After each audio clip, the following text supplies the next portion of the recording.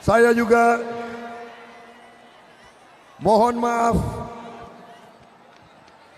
kepada rakyat Jakarta yang telah mengalami kemacetan karena yang hadir lebih yang kita perkirakan.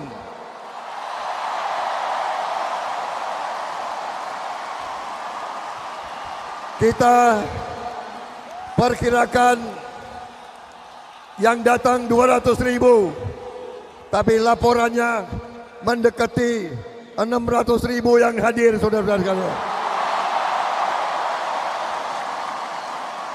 Saudara-saudara, harusnya acara siang hari ini undangan resminya adalah jam 3 siang. Tapi saya dapat laporan tadi, saudara-saudara sudah berdiri di sini sejak jam 9 tadi pagi. Karena itu saya putuskan acara dipercepat